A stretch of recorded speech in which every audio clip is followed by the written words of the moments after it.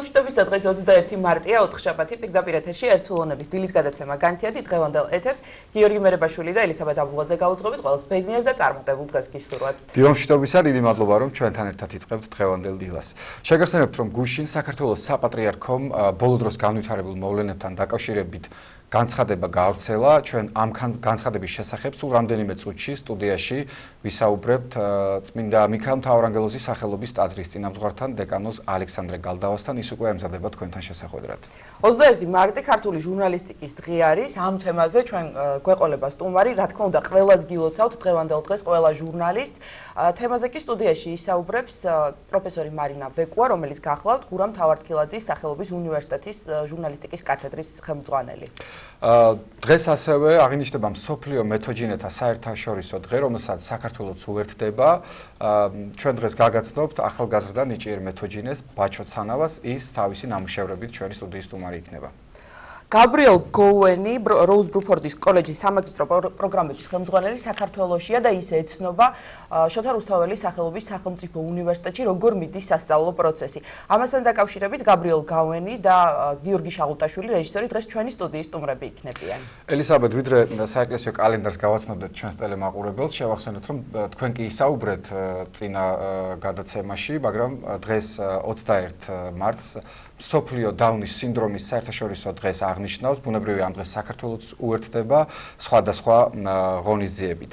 რაც შეეხება საეკლესიო კალენდარს, დღეს საქართველოს სამოციქულო მართლმადიდებელი ავტოკეფალური ეკლესია მოიხსენიებს ნიკოდიმიელ ეპისკოპოს თეოფილაქტე ამხსარებელს, ჩვენ წმინდანის შემწეობასთან მფარველობას გისურვებთ. ვუერთდები, რა თქმა უნდა, შენს მილოცვას. რამდენიმე წუთში მოძღვართან ერთად დავბრუნდებით, ვიდეო ჩანახად შემოგთავაზებთ.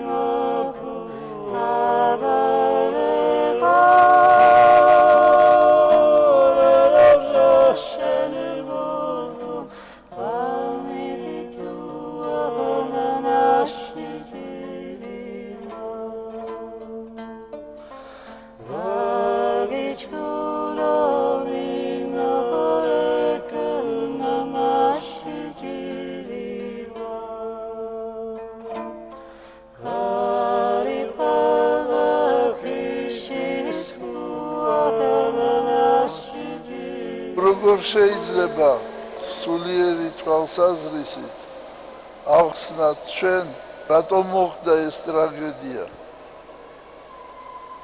ჩვენი ურწმუნოებისა გამო აი ამ 11 წლის განმავლობაში როცა მე ვიყავი აფხაზეთის ეპისკოპოსი და მიტროპოლიტი ქართველი ხალხი თითქმის არ დადიოდა ეკლესიაში.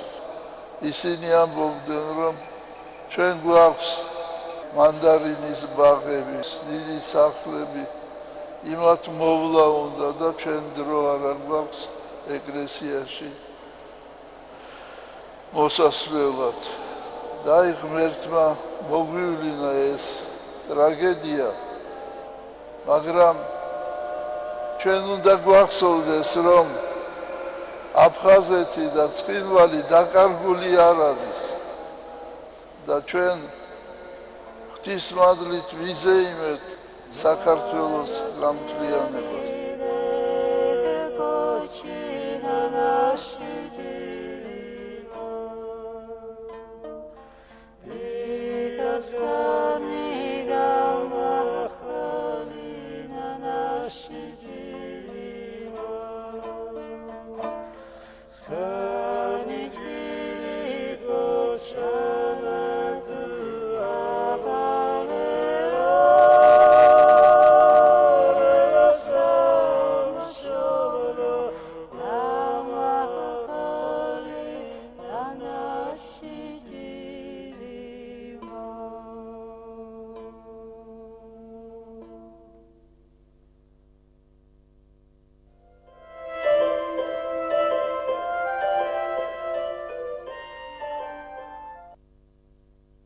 გრძელდება გადაცემა კიდევ ერთხელ დილამშვიდობისა ყველას, ვინც ჩვენთან ერთად ხართ. სიამოვნებით წარმოგიდგენთ ჩვენი გადაცემის პირველ სტუმარს, შემოგვიერთდა წმინდა მიქაელ მთავარანგელოზის სახელობის ტაძრის წინამძღვარი დეკანოზი ალექსანდრე გალდავა. დილამშვიდობისა მამაო. გაგვაცეთ ძალიან დიდი მადლობა სტუმრობისთვის.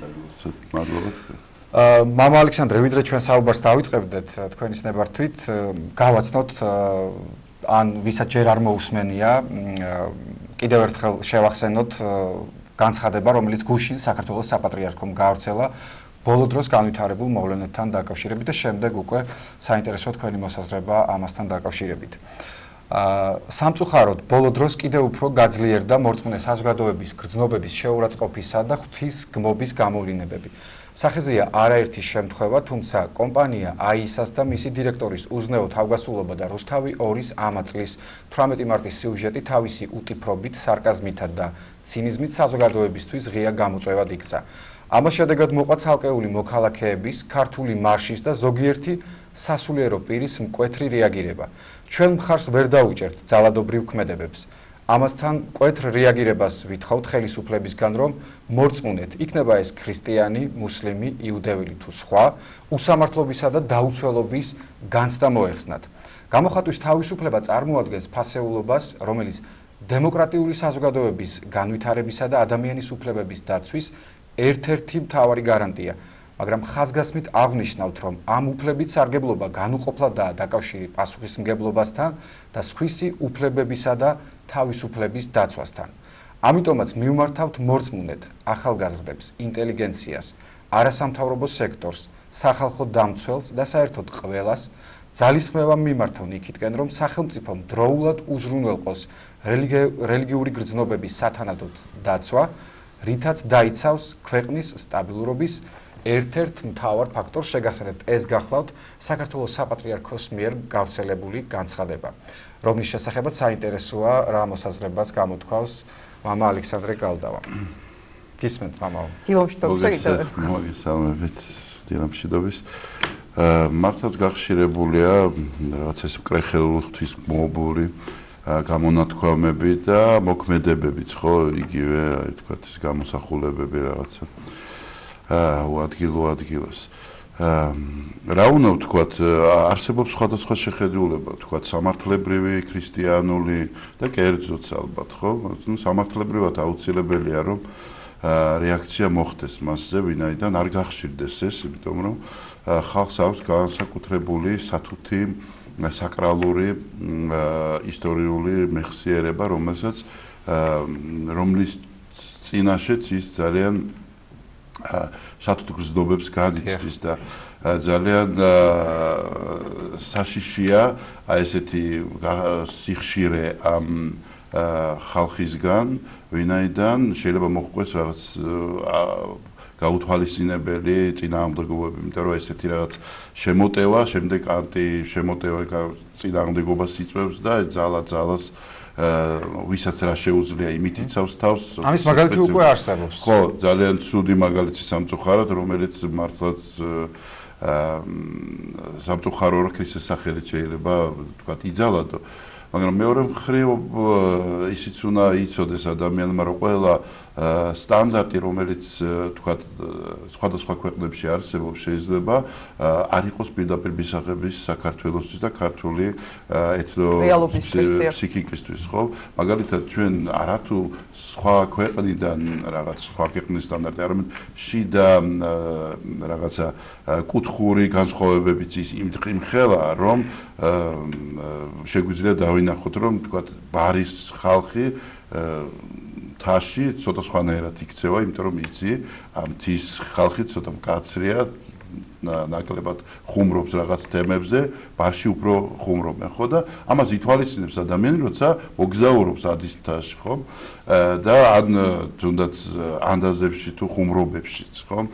და მით უმეტეს ეს ეთნოფსიქიკა, რაც ჩვენ გაგვაჩნია ზოგადად ქართველებს, ძალიან ცუდია, როცა ამაზე სპეკულირებენ ადამიანები, ამით იწყებენ, ამით ახდენენ პოპულარიზაციას თავის, ამით ორიგინალობენ, რაღაც ხდის პროდუქტს გაყიდვაც, დღეს არის აი სამწუხაროდ ეს ტენდენცია, ხო, ფორმირება დღევანდელი თქვათ სოციუმისა, რომ მან უნდა მოახდინოს რეალიზაცია, ხო, პროდუქტი უნდა შეფუთოს და გააყიდოს და რაც უფრო სკანდალურია პროდუქტი, მით უფრო ის გაყიდვადია. და ამიტომაც აი ეს სამწუხაროდ აი ეს შეფუთვის ფორმები არის აი ესეთი დაბიო, დაბალი და რა სიტყვაც არ გეყოფა, სადაც შეიძლება ადამიანი დაეცეს. და მე ვფიქრობ, რომ რასაკვირველია, სწრაფად უნდა მოხდეს რეაქცია და უნდა რაღაცა ჯარიმები დაეწესოს ხალხის იმ ჯგუფს, რომელიც აი ესე მოქმედებს, ხო? ჩვენ არა ვართ თქვათ საფრანგეთი, სადაც ყველაფერი შეიძლება, თქვათ იგივე Charlie Hebdo-ს მაგალითზე, რომ ყველაფერი შეიძლება, ყველაფერი სადგადის აი ეს ღვარი სიტყვის თავისუფლებასა და რელიგიის შეუწყება, აი ეს ძალიან რთული თემაა საერთოდ ზოგადად და ბრძოლა ხან იგებს ერთი, ხან მეორე იგებს, მაგრამ ის რომ უნდა გაიცვალისწინო, რომელ ქვეყანაში ცხოვრობდა, ის რომ არ უნდა შეურაცხო ადამიანის რელიგიური გრძნობები, ნებისმიერ მხარეს ეს არის, რა ვიცი, დაუწერელი კანონის დაწერილიც და შეიძლება ამაზე რომ იიდაოს სასამართლოში ძალიან მარტივად შეიძლება რომ დააჯარიმონ ან რაღაც კიდევ. მამო, აი კონკრეტული ორი ფაქტი არის მოყვანილი განცხადებაში, რასაც ბოლო პერიოდში მოყვა ნებათაღელვა. საინტერესოა, როგორი უნდა იყოს ქრისტიანის ადეკვატური რეაქცია, როდესაც მის თვალწინ შეურაცხყოფენ ქრისტეს ეკლესიას. რეაქცია ალბათ უნდა იყოს, მაგრამ აი როგორი საინტერესოა თქვენი აზრით? მე ვფიქრობ, რომ რეაქციის განსხვავებულია ადამიანის ქრისტიანული ცხოვრების წესიდან გამომდინარე. ძალიან სუბიექტურია ეს. ხო, ძალიან კერძოა და სუბიექტურია, იმიტომ რომ იცი რომ სხვადასხვანაირად დაინახო, შეიძლება დაინახო და გააბრაზდე და გაღიზიანდე, შეიძლება დაინახო რომ რა სადამდე დაეცა ადამიანი, რომ ამასაც კადრული, სადამდე მიდის ადამიანი. ხო, იმიტომ რომ ეკლესიის ისტორიაში განსხვავებული დამოკიდებულება ჰქონდა ეკლესიურ ქრისტიან ხალხს, თქვათ, აი ეს გვარი გამოხდომებისგან, ხო? მაშინ როცა ეკლესია იდევნებოდა, მაშინ ძალიან წუხარებით აღნიშნავდნენ, რომ რაღაცა სისულელებს აკეთებდა ეს ხალხი, ხო? როცა უკვე თქვათ მას ჰქონდას იურიდიული სტატუსი, იქ ნომოკანონი, სახელმწიფო კანონიც იყო და რასაკვირველია ისჯებოდა მკაცრად. ჩვენ სულ რაღაც ათეისტური წარსულიდან, უახლოესი წარსულიდან ვიცით, როგორ გლანძღავდნენ და თქვათ ეკლესიას როგორ შეურაცხყოფას აყენებდნენ და რას არ უკეთებდნენ, ხო? ამიტომ ეს უნარი მოთმენის გვაქვს გამომუშავებული. ჩემთვის მაგალითად ამ ადამიანის და ამ ხალხის დაცემის ყურებაც ძალიან მძიმეა ხოლმე და არ მომწონს, როცა ვხედავ ადამიანი რა ზომამდე მიიყვანა ბოროტმა და რაც უფრო შორს მიდის, კიდე უფრო მეც შლეგეში გადადის. მამა ალექსანდრე, ასევე აზრთა სხვადასხვაობა მოყვა იმ თემას, რომ მოითხოვდა საპატრიარქო, რომ რაღაცნაირად კანონში ასახულიყო ის, რომ დაცული იქნას საკანონმდებლო დონეზე რელიგიური გრძნობების შეურაცხყოფა და თქვენ თავადაც ბრძანეთ, რომ ძალიან რთული საკითხია, იმიტომ რომ მართლაც ძნელი გასარკვევი იქნება ალბათ, იმიტომ რომ რამდენიმე წუთის წინ კიდევაც თქვით, ძალიან სუბიექტურია ეს განცდები, ხო? აი თქვენი როგორც ერთი რიგითი სასულიერო პირის პოზიცია როგორია ამასთან დაკავშირებით? აი შესაძლებელია ამაზე მუშაობა, ამაზე თქვათ დავა და რაღაცა კონსენსუსამდე მისვლა, რომ ეს ყველაფერი ისე აისახოს კანონში, რომ ყველაზე მთავარი რაა ესე ფუნდამენტი თქვათ დემოკრატიული სახელმწიფოს განვითარებისა, ყველა ადამიანის უფლება, განურჩევლად ყველა ადამიანის უფლება იყოს დაცული. აზრის გამოხატვის თავისუფლება. ხო, აი ძალიან რთული თემაა, იცი, რამდენჯერაც არ ყოფილა რა ესეთ კონფერენციებზე, შეკრებებზე, თქვათ საუბრებშიც, ხომ, იურისტებთან ვერ საზღვრავენ. ზღვარს ვერანაირად ვერ გაავლებ მათ შორის, იმიტომ რომ როგორც სად იწყება რელიგიური გრძნობები, ეს რაღაცა, იცით, ყველა ერმა თავისი ზნეობრივი სტანდარტები უნდა დაამკვიდროს. საქართველოში არის ეს ზნეობრივი სტანდარტები, მაგრამ რაღაცა გარკვეულად ხელოვნურად იწვევენ აი ამ სტანდარტების რღვევას იმის გამო, რომ რაღაცა დივიდენდები მიიღონ რა. გარკვეული დივიდენდები რაღაცაც არ არის. გარკვეული დივიდენდები და ამიტომ ძალიან რთულია ამის გავლება. კარგი კვალიფიციური იურისტები უნდა ჩაერთონ და რასაკვირველია სასამართლოც უნდა იყოს მაღალ დონეზე. გასაგებია. აი კიდევ ნაწილობრივ შეეხეთ ამ თემას, მაგრამ ხშირად ისმის ეს კითხვა, აი სად გადის ზღვარი? ძალიან ძნელია გამიჩნდა, ხო? აი პირობითად რაღაცა უხეში მაგალითი რომ მოვიყვანო, თქვათ მე თავისუფალი ვარ ნებისმიერ ქმედებაში, აი მაგალითად მე მოვიქნებ ხელს, მუშტს, მაგრამ ეს თუ უკვე ვიღაცას ხვდება სახეშია რა, აქ უკვე მთავრდება ჩემი უფლება, იმიტომ რომ იზღუდება სხვისი, აი ამაზე რა სიტყვით? კიდევ სხვა უამრავი მაგალითის მოყვანა შეიძლება. ამიტომ არის ძალიან ისეთი სენსიტიური და რთული საკითხი. თავისთავად თავისუფლებაც ეს პოლიტიკური თავისუფლება, რომ ყველაფრის რაღაც დონემდე ყველაფრის ნება გაქვს. ხომ? ეს არის ფასეულობა. მაგრამ არ უნდა მოხდეს სხვისი ფასეულობის, სხვისი თქვათ საკრალური თან ფასეულობის, არა მარტო ჩვეულებრივი რამ, საკრალური ფასეულობის შეურაცხყოფა, ხომ? და აი მაგალითად ის ვითომ თავისუფალი საზოგადოება, რომელიც იძახის, რომ ყველაფრის უფლება მაქვს, მათაც მაინც რაღაც სტანდარტები აქვს, რაზეც არ შეიძლება ხუმრობა. ხო? აი მაგალითად სულაც არ არის საკრალური 11 სექტემბრის ამბავი 2001 წლის, ხო, როცა ორი ტერაქტი. აი ახლა ამაზე ხუმრობა შეიძლება? აი დავდგეთ და ვინც იქ დაიღუპა, ვიცინოთ, გავაშარჟოთ, ხარ შეიძლება რა. ანუ ის ხალხიც, რომელიც თქვათ არ არის რელიგიური და მე არ მაინტერესებს რელიგიური კითხვა, რაღაც თავის საკრალური სიწმინდე მაინც გააჩნია. ანუ პირადი საოჯახო თუ რაღაც ტრაგედია ეროვნული, რომელზეც არ ხუმრობენ რა. რომელიც არ არის ის თემა, რაზეც შეიძლება რომ კარიკატურები აკეთო.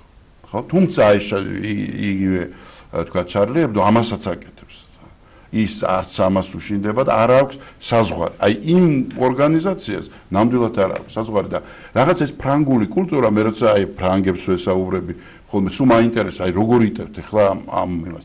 მაგრამ ისინი ამბობენ, რომ ჩვენთვის თავისუფლება ბევრად უფრო მეტია, ვიდრე ნებისმიერი საკრალური რამ. ნუ ესეთი საზოგადოებაა. ეხლა კარგია ცუდია ჩვენ შეგვიძლია შევაფასოთ, ხო? მაგრამ ჩვენი საზოგადოება არ არის ესეთი და აი როგორიცაა ეს ჩვენი საზოგადოება და თუ ვინმე შეურაცხყოფს მართლა და აი ესეთი აგრესია მოდის და მართლაც შეურაცხყოფელია, ხო? მაცხოვარზე რაღაც სისულელეს ლაპარაკი ან რაღაც დახატვა ძალიან არა იმ ადგილას, სადაც მას პატივით მიეგება, ხო? თამარ მეფე არ არის ჩვეულებრივი პიროვნება, ხო? რაღაცა ის საქართველოს სიმბოლოა, ხო? ბევრი რამის სიმბოლოა. ქართველმა ერმა თამარი არა მარტო რაღაც წმინდანთა ხარისხში და რიგში დააყენა, არამედ მენელსაცხებელ დედათა შორის განაწესა, როგორც აი ქრისტესთვის თავდადებული ქალი. და ეს არის რაღაც საქართველოს სიმბოლო, სახე, რაღაც მთელი აი ყველაფერი შენი მეხსიერებაც, მომავალი რაღაც გაერთიანებულია ამ ადამიანში და ამ წმინდაში და აი უბრალოდ მოხსენიებაც მოგერიდება ხოლმე ხანდახან, ხო? მით უმეტეს როცა არათუ დაცინვა და რაღაც სარკაზმი, არამედ უბრალოდ ამაოდ მეტყველება ავნებს ადამიანს. უფუჭად საუბარი ავნებს ადამიანს და მით უმეტეს როცა ლაპარაკია ესეთი რაღაცა და მით უმეტეს რა სიამოვნებას განიჭებს შენ თქვათ ამ ხალხის აღშფოთება. აი რა უნდა მოგანიჭოს შენ სიამოვნება ისეთი, აი პიროვნებაზე ვამბობ, ან ის ვინც აკეთებს, ხო? რას იღებ ამით? ნუ რასაკვირველია, ნუ ეს რაღაცა უკვე ისეთ გაქვეებულ ბოროტებაში იმყოფება ადამიანი, რომელიც კარგავს საერთოდ რეალობის განცდას. რომ შენი ქმედებით ხო ვიღაცას სიხარული ხო უნდა მიანიჭი, ნებისმიერი რამ. რაღაცა შეუძლებლად სიხარულს თუ არ ანიჭებ, რაღაცა უარყოფითი ისიც ხარ შეიძლება. გასაგებია. დიახ, მამო, აი გარკვეული ჯგუფის მხრიდან მოყვა აგრესიული ფორმით პროტესტი. აი ამაზეც რომ გითხრათ, როგორ უნდა დაიცვას, აი რეაქციაზე მე გკითხეთ, მორწმუნის რეაქციაზე, მაგრამ მაინც ალბათ ზღვარი სად გადის, თქვათ, პროტესტი როგორ უნდა გამოხატოს ქრისტიანმა, ალბათ ამასაც თავისი ფორმა გააჩნია, ხო? და საერთო ჯამში რამდენად თქვათ, აი საშიშად გეჩვენებათ ან გესახებათ აი მსგავსი ფორმით გამოხატვა ნებისმიერი რამის დაცვის თვალსაზრისით, მით უმეტეს, როდესაც ეს ყველაფერი ეხება ღმერთს და იმ ღმერთს, რომელმაც ალბათ დედამიწის ზურგზე ყველაზე დიდი შეურაცხყოფა აიტანა და დაითმინა არა და მისი სახელით თქვათ, აი მისი დაცვა ბრჭყალებში ალბათ რაღაცა ირონიულია და პირველია ესე იგი მაცხოვარმა რომელმაც ყველაფერი მიიღო ამ კაცობრიობისგან, ხო? ეხლა ის აიღო და აგრესია გამოიჩინო და მისი სახელით რომელმაც სრული მინდობა მოიმოქმედა ძალიან არ არის ეს ფარგლები ქრისტიანობისა და ქრისტე დუმილით გაიცა, ესეც ვიცით, ხო? ხო, დუმილით გაიცა, მაგრამ შენ შეგიძლია რეაქცია ათასნაირი გქონდეს. გამოხატო, უბრალოდ თქვა, რომ სამწუხაროა, ცუდია, რაღაცა. იცი, მე გავიგებდი პიროვნულ აგრესიასაც, იცი? როცა აი მე უცებ გავიგო და გამოხატო ეს აგრესია მარტო. მაგრამ რაღაც ჯგუფად თავდასხმა ერთ ადამიანზე, რაც არ უნდა ცოდვილი იყოს, თქვა და ღირსი იყოს ჩაქოლვისა თუ რა ვიცი, საშინელება. აი ამდენი კაცის ერთ ადამიანზე რაღაც აგრესია ნამდვილად ცუდია ეს. საერთოდ ჩვენ წმინდა წერილში ვკითხულობთ ღვთის შეურაცხყოფა ვისგან შეიძლება რომ იყოს. და წმინდა წერილი ნათლად გვეუბნება რომ ღვთის შეურაცხყოფა შეიძლება იყოს მხოლოდ და მხოლოდ მორწმუნისგან. ისმით, მორწმუნეს არასწორი ქცევა შეურაცხყოფს ღმერთს. აი მაგალითად წინასწარმეტყველებები რომ ავიღოთ ჩვენ, ხო? მაგალითად მალახია წინასწარმეტყველის განსაკუთრებით, ისაია წინასწარმეტყველის და მალახია წინასწარმეტყველის, ხო? ისინი საუბრობენ იმაზე, რომ შეურაცხყოფა ღმრთისა ხდება როცა შენ წვენი არ მიგაქვს საკადრისი ის, რასაც ღვთის დიდება ითხოვს შენგან. რომ ადამიანი მორწმუნე თვითონ უნდა გახდეს პირველი მაჩვენებელი და მქმედები და მადიდებელი ღმრთისა. როგორც კი შენ ფარისევლობ და გამოდიხარ, ეს უფრო მეტი შეურაცხყოფაა, ვიდრე თქვათ ურწმუნოსგან რაღაც ისულელების კეთება. ანუ ისევ მაინც ჩვენ სარწმუნოებაზე გადის რა, მაინც ჩვენ ვდგებით ღვთის წინაშე, ჩვენ ვართ პასუხისმგებელი სწორქმედებაზე, ვინც ურწმუნოა ის არ აგებს, იმიტომ რომ არც არის ამის პასუხისმგებელი, თუმცა იურიდიულად და კანონმდებლად აუცილებლად უნდა აისახოს, მაგრამ მორწმუნეებს მოგეთხოვება ძალიან ბევრი რამ, იმიტომ რომ მაცხოვარი ესეთ რამეს ამბობს, თქვენი მოქმედების გამო იგმობა ჩემი სახელი წარმართთა შორის. ჩვენ ვართ ის, ვინც უნდა ვაჩვენოთ, თუ როგორი უნდა. ესე არ უნდა იყოს, ხო, ადამიანი. აი როგორი უნდა იყოს ადამიანი, სრულად ამ ქრისტიანულ ცხოვრებაში ვლინდება. და ის თუ სწორედ არ გამოვიდა, მე უკვე თუ მარილი განკარდეს, ხო, უნდა თქვა, აი თუ ის ვინც ქრისტიანები ვართ, ვერა ვართ ქრისტიანები. მამა, აი ბიტლზების წარმომადგენლის ჯონ ლენონის ცნობილი სიტყვები არის, რომ აი მან თქვა ესეთი რაღაც, ჩვენ უფრო პოპულარულები ვართ, ვიდრე იესო ქრისტეო. და ამას მოყვა ძალიან დიდი აღშფოთება ამერიკაში. ანუ საქართველოს არ არის გამონაკლისი ქვეყანა, სადაც სიწმინდეს უფრთხილდებიან, ხო? ხო, ამერიკული საზოგადოება, ამიტომ თქვი, რომ ამერიკული საზოგადოება, აი ევროპა ხო განსხვავდება ერთმანეთში, ხო? ის ამერიკული კიდევ უფრო განსხვავდება, იმიტომ რომ ბევრად უფრო კონსერვატორულია და ბევრად უფრო რელიგიურია ვიდრე ევროპა. გესმით, ამიტომ საფრანგეთში რაც მისაღები, ის ამერიკაში არ არის მისაღები. აი ბიტლზის და ლენონის ესეთი გამონათქვამი, ისეთი ანტიბიტლომანია დაიწყო ამერიკაში, რომ და არა თუ ის დაწვეს ფირფიტები, დაწვეს წიგნები და მიდიოდა მთელი აგრესიული გამოვლინება. ნუ ეს პოპ კულტურაში პროცესი ყოველთვის არის და არც დღევანდელი მდგომარეობა არ იქნება განსხვავებული, ხო? ამ ცოდვას სულიწმინდის გმობა ქვია, მამა, ანუ როგორ შეიძლება რომ რა კვალიფიკაცია შეიძლება სულიერი კუთხით რომ ამ ცოდვას მიეცეს? რა ვიცი, ცოტა რთულია ის სულიწმინდის გმობის საკითხიც, მამები ამ თქვათ ამ ადგილს სახარებისა სხვადასხვანაირად განმარტავენ, რაც ნიშნავს თქვათ სულიწმინდის გმობა, ხომ ძალიან რთულია ეს თქვა, უბრალოდ ღვთის გმობა არის სულიწმინდის გმობა, რომელიც არ მიეტევება, თუ ეს არის შენი ბოროტი არჩევანი, რომელსაც შენ გააკეთებ ცხოვრებაში, შეიძლება არ დაგმოს სულიწმინდა, თქვათ გალანძღვით, ხო? მაგრამ შენი ცხოვრებით დაგმო, ვინაიდან არაირჩიო სწორი გზა, არაირჩიო რელიგიური გზა, არაირჩიო საღმრთო გზა და ამით გმობდე. ანუ შენი ცხოვრების წესით გარეთ იყო აი საღმრთო რეალობისგან, ხო, რომელსაც და აი ეს იყო სულიწმინდის გმობა.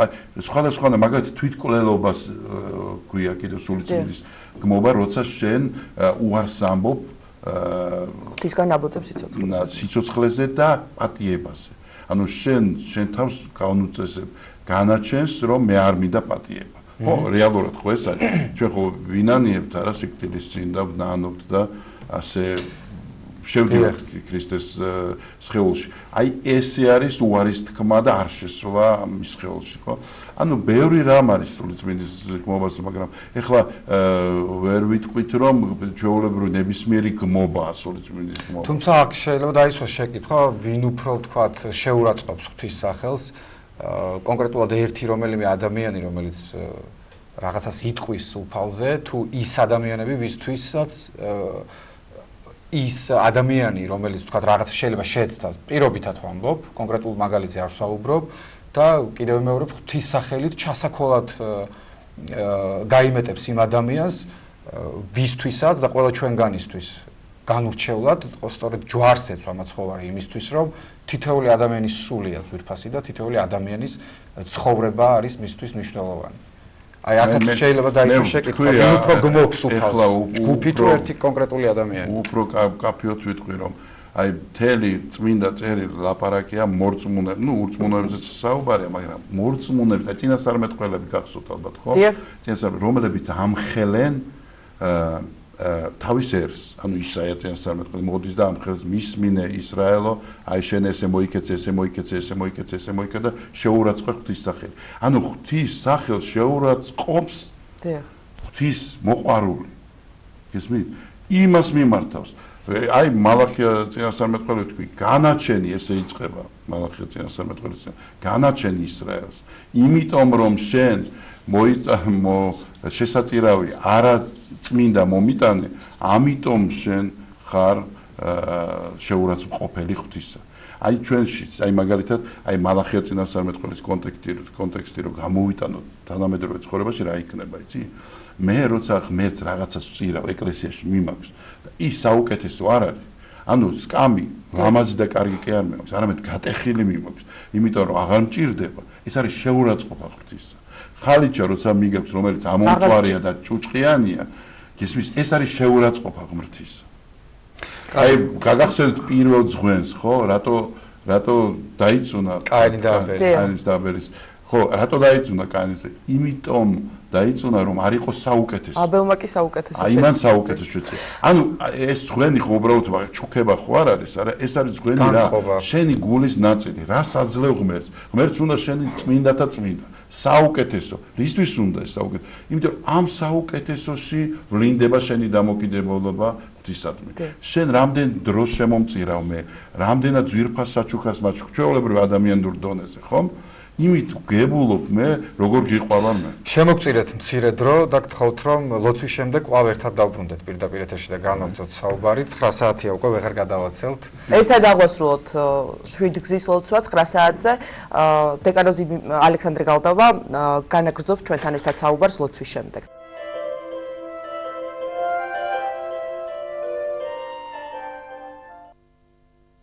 დავბრუნდით პირდაპირ ეთერში, კიდევ ერთხელ ყველას მოგესალმებით, ვინც ახლა შემოგვიერთდით. ჩვენთან ერთად არის სტუდიაში წმინდა მიქაელ მთავარანგელოზის სახელობის ტაძრის წინამძღვარი დეკანოზი ალექსანდრე გალდავა. მამაო, მოგესალმებით კიდევ ერთხელ. ჩვენ ვსაუბრობთ საპატრიარქოს მიერ გავრცელებულ განცხადებასთან დაკავშირებით, რომელიც ბოლო მოვლენებთან დაკავშირებით გავრცელა საპატრიარქომ. მამაო, ჩვენ ვისაუბრეთ სხვადასხვა თემას შევეხეთ და აი ანტიდისკრიმინაციული კანონი, ვიცით რომ მიიღო პარლამენტმა, მოქმედებს უკვე ძალაშია.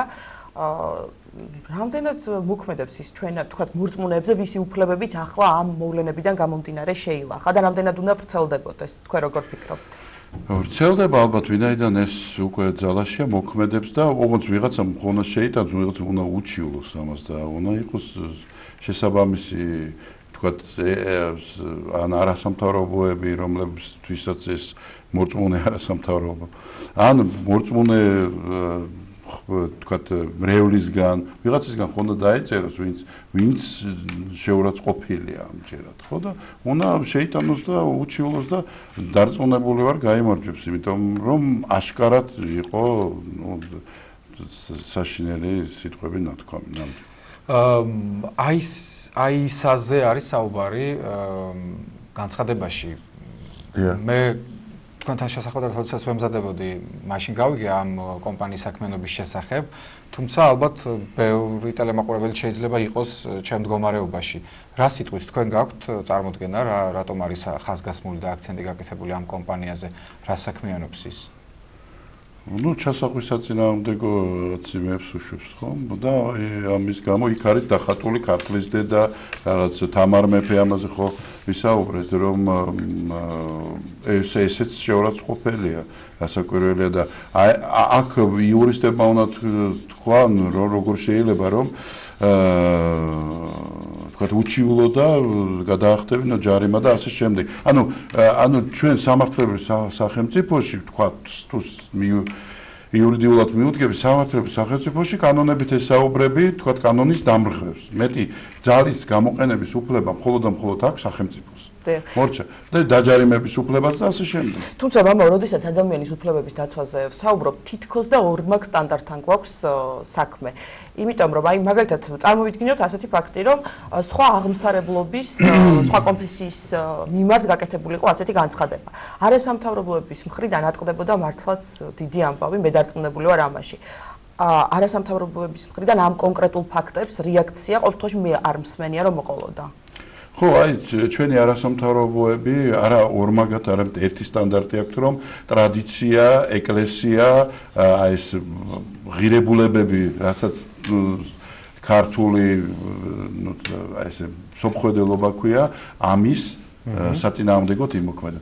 ყველა გადაცემაში რომ ნახოთ, ხომ, როგორც კი სასულიერო პირი გამოდის, იმ წუთში ერთი 50 კითხვას უსვავენ და ისე რომ პასუხს არ ელოდებიან და რაღაც ეჩხუბებიან ჟურნალისტები და ნებისმიერ სხვა ადამიანს, ხო, იგივე ჟურნალისტები ძალიან თავისუფლად აძლევენ ეთერს და თავისუფლად საუბრის საშუალებას. არასამთავრობოები კიდევ აი ესე აქტიურად მოქმედებენ იმის, აი მაგალითად 25 მილიონზე, როცა სულ ყოველ გადაცემაში არის 25 მილიონის ესე წინ წამოწევა და რაღაც ამის ციფრების ფრიალი, იქვე არასდროს არ ამბობენ, რომ ძალიან მცირე ებრაული თემის წარმომადგენელს აქვს 400.000 დაფინანსება. არასდროს არავინ არ უთვლის ჩვენ თქვა და ას პრეტენზია აქვს თავს დიდი თქვა მეპირა და ძალიან კარგი უნდა მისცეს სხვასაც რასაკვირველია სახელმწიფო უნდა მისცეს განვითარებისთვის, რომ ისინიც განვითარდნენ და მათაც კონდეთ საშუალება ამ ქვეყანაში ცხოვრების ნორმალურად.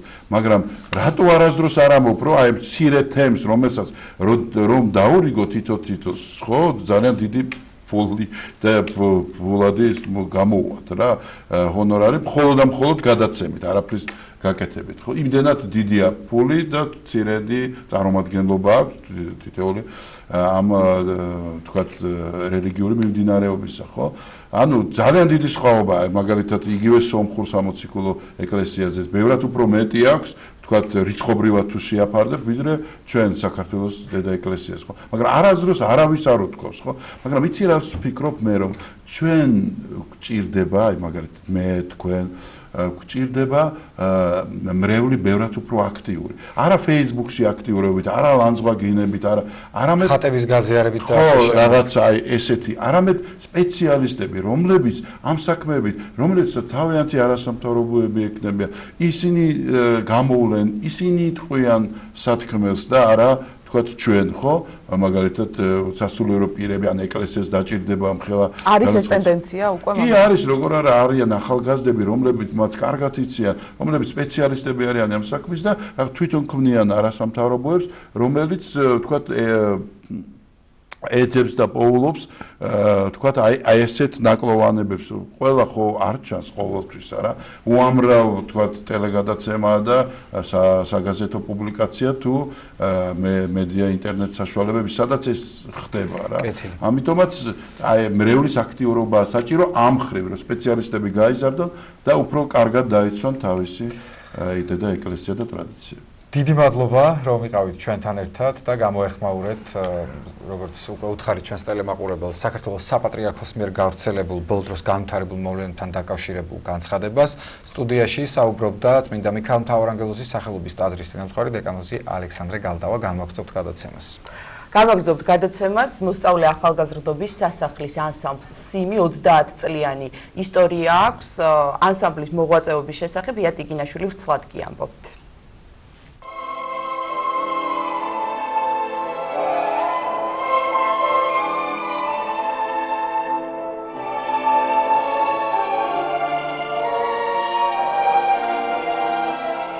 მოსწავლეთა სასახლის მევიოლინეთა ანსამბლის სიმი უკვე 30 წელია რაც არსებობს.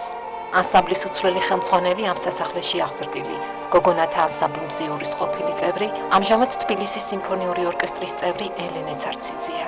ანსამბლის რეპერტუარში ქართველ და უცხოელ კომპოზიტორთა კლასიკური ნაწარმოებებია. მევიოლინეთა ანსამბლს განსაკუთრებული ურთიერთობა აკავშირებს კომპოზიტორ ვაჟა აზარაშვილთან, რომელმაც ანსამბლისთვის არაერთი ნაწარმოები შექმნა. ძალიან მნიშვნელოვანია, რომ ჩვენ უკვე რამდენიმე წელია ვახორციელებთ პროგრამას კლასიკური მუსიკა ყველასათვის. რომ არა სასახლის დირექციის ძალიან დიდი მხარდაჭერა ჩვენ ამას ვერ შევძლებდით. ჩვენ გეგმაში გვაქვს რაც შეიძლება ფართო მასშტაბით გავიტანოთ ეს პროექტი და გავუწიოთ კლასიკურ მუსიკას პოპულარიზაცია. საქართველოს უკვე ძალიან ბევრი რეგიონი დავიმეგობრეთ. მე იცით უკვე ისინიც ჩამოდიან ჩვენთან და ეს გაცვლითი პროგრამა ხორციელდება და აი ჩვენ ფიქრობთ, რომ ერთ აგურზდებთ იმაზე, რომ კლასიკური მუსიკა არ მიეცეს დავიწყებას. ჩვენ ამ პროექტით საშუალება გვაქვს ძალიან ბევრი საქველმოქმედო კონცერტით ჩავატარო და ბედნიერები ვართ, რომ არაერთხელ მოგვიწია პატრიარქთან გამოსვლა, მას ხომ ძალიან მიყვარს კლასიკა. და იცით, აი მე როგორც ორგანიზატორი მინდა გითხრათ, რომ დიდი სიყვარულით ვაკეთებ ამ საქმეს, რომ ეს იცით, აი ემსახურება სიკეთეს ჩვენი პროექტი და კლასიკა ეს ხომ უკდავი მუსიკაა. სრულიად საქართველოს კათოლიკოს პატრიარქთან, უწმინდესთან და უნეტარესთან, ილია მეორესთან არაერთგზის სტუმრობა ანსამბლის წევრებისთვის ყველაზე ძვირფას მოგონებად რჩება. წელს 4 იანვარს ანსამბლს კიდევ ერთხელ მიეცა შესაძლებლობა მისი უწმინდესობისთვის პირადად მიელოცა დაბადების დღე. ეს იყო ძალიან მნიშვნელოვანი საღამო, იმიტომ რომ ჯერ ერთი უწმინდესთან რომ მიდიხარ, ძალიან დიდი მადლია. სული იწმინდება უწმინდესთან რომ მიდიხარ. და ძალიან სასიამოვნო იყო და ძალიან მიხარია, რომ ეს საღამო მასთან ერთად გავატარე. ანსამბლის წევრები 30 წლიანი წარმატებული მოღვაწეობის საფუძვლად ერთმანეთისა და მუსიკისადმი სიყვარულს მიიჩნევენ. აი ბავშვები მოდიან, იმიტომ კი არა რომ ეს არის გაკვეთილი. მათ უყვართ ეს საქმე. ძალიან ბევრ შრომობთ მართლა და მაინც ყველაზე ქაბოტონიანი მოცარტის დამსახურებაა, რომ ამდენს მივახციეთ და ძალიან ბევრი რამ ვისწავლე, იმიტომ რომ ადრე წარმოუდგენელიც კი მეჩვენებოდა იმ ნაწარმოებს, ოდესმე თუ დაუკრავდი, რასაც დღეს მე ვასრულებ. ამიტომ ძალიან ბევრი რამ მომცე მართლა ანსამბლმა. პირველ რიგში ბევრ შრომობთ რეპეტიციებზეც ისეც ძალიან ბევრს უკრავთ და მეცადინეობთ და უფრო ძლიერი ნაწარმოებებია, მაგრამ ადვილად ვართმევთ თავს და მეტი გამოცდილება რა თქმა უნდა. პედაგოგებზე მხოლოდ დადებითი შემიძლია ვთქვა, იმიტომ რომ მთლიანად იხარჯებიან. დედაშვილი ვითვართ ფაქტობრივად და ძალიან კარგი ატმოსფეროა თვითონ. ანსამბლში არაერთი წარმატებული მუსიკოსი აღიზარდა, მათგან ზოგიერთი პროფესიონალ მუსიკოსად, ზოგიერთი კი გემოვნებიან მსმენელად ჩამოყალიბდა. აქედან გამომდინარე, შეიძლება თამამად ითქვას, რომ ანსამბლის სიმი დღემდე ასრულებს თავის მოვალეობას, ახალგაზრდა თაობას, ჭეშმარიტ ხელოვნებას აზიარებს. ჩვენი ბავშვები ძალიან ბევრი უცხოეთში აგრძელებენ მოღვაწეობას, კონსერვატორია ეს რა თქმა უნდა და მოდიან მოყვარულებივით და მე ხდებიან უკვე იცით ნამდვილი მიზანდასახული მუსიკოსები.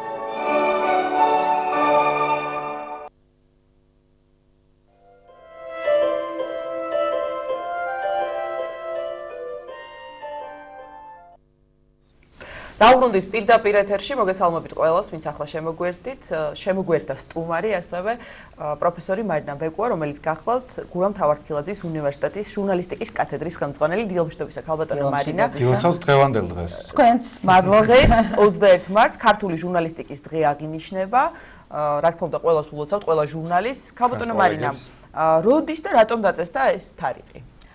მე არაფორმალურად გავცემ ამ კითხვას პასუხს თუ შეიძლება. ჩვენ ყავს ერთი მერიდება თქვა, მაგრამ მაინც ვიტყვი ხულიგანი პროფესორი, დალი ჩიკვილაძე, რომლის ხელში თქვენ მკითხეთ წეღან რამდენმა ჟურნალისტმა გაიარა ჩემს ხელში და რაღაც ძალიან ბევრმა თუ არა ყველა, ვინც უნივერსიტეტის, თბილისის სახელმწიფო უნივერსიტეტის ჟურნალისტიკის, ასე ვთქვათ, ჟურნალისტური სკოლა გაიარა. დღეს ბევრი მათგანი ძალიან ბევრი მომქმედი, ძალიან ბევრი ეგრეთ წოდებული ფეისი ეთერების და ასე შემდეგ. და ძალიან კარგი და ღირსეული კოლეგა ჩემი მე ასე ვთვლი.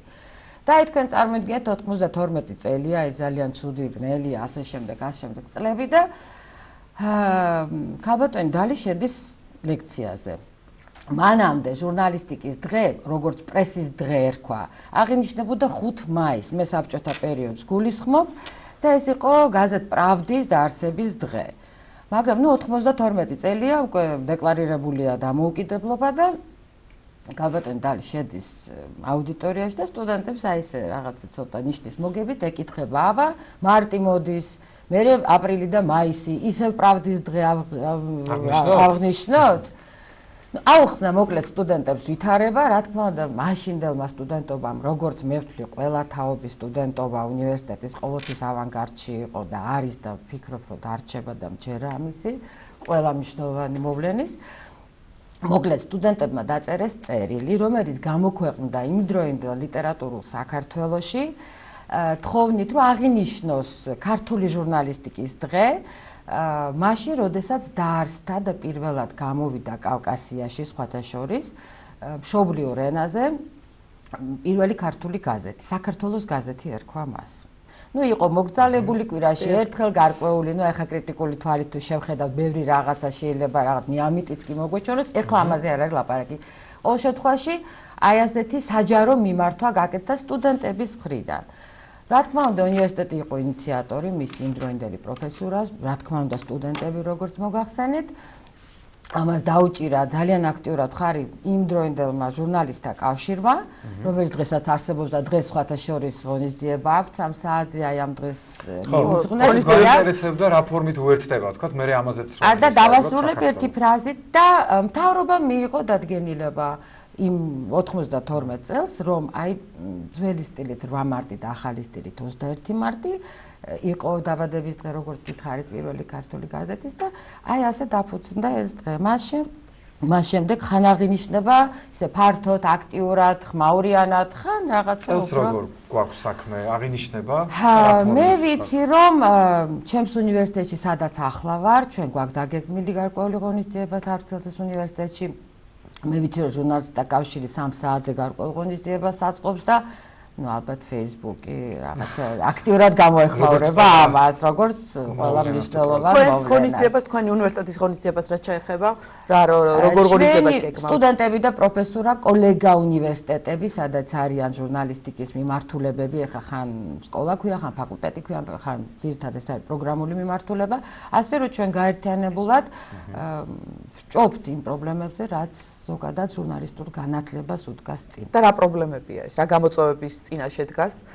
ქართული ჟურნალისტიკა და რა პრობლემების განათლება, ყველა დონეზე განათლება. მოდის ძალიან ნაკლებად მომზადებული სტუდენტი, რომელსაც გვიხდება, რომ ძალიან ესეთი ანაბანა და ჭეშმარიტებაზე ველაპარაკოთ, იმის ნაცვლად, რომ პროფესიული წინსვლა იყოს ჩვენი ძირითადი მიზანი, ამიტომ ამაში ვკარგავთ ცოტა საფუძველი არა აქვს.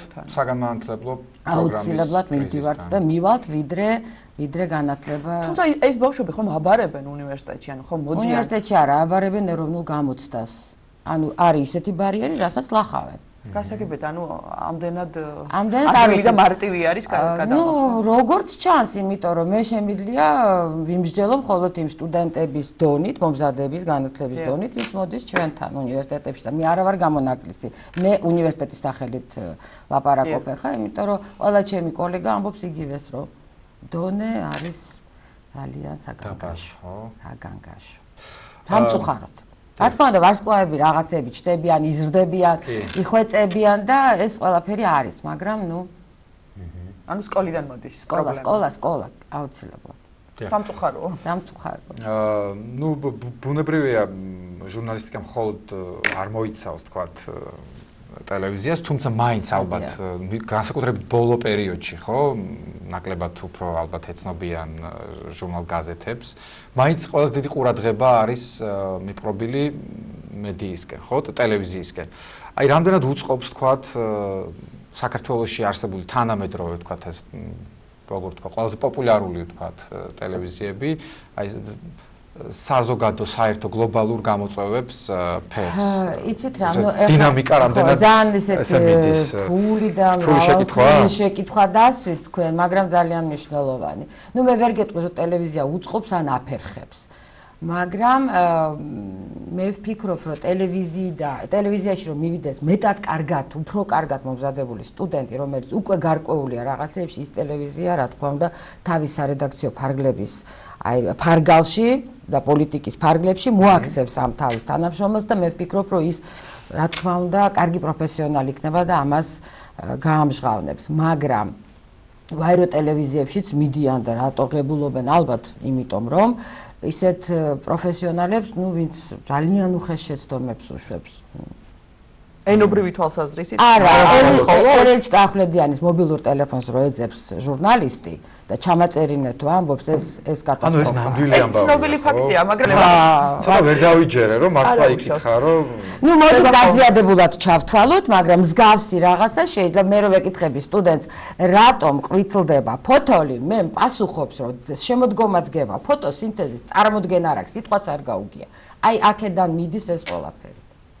განათლება დაასახელეთ თქვენ თავად გამოწვევად და აი თქვათ ალბათ გამოსავალზე ფიქრობთ, გისაუბრიათ, რა შეიძლება იყოს ამ შემთხვევაში გამოსავალი? ვინაიდან ხა თქვენ გაქვთ წვდომა უმაღლეს განათლებასთან, სასკოლო განათლებასთან ნაკლებად, აქედან გამომდინარე გამოსავალს რაში ხედავთ მაინც? აი რა შეიძლება გაკეთდეს? იცით რა, ადამიანის განათლების დონეზე.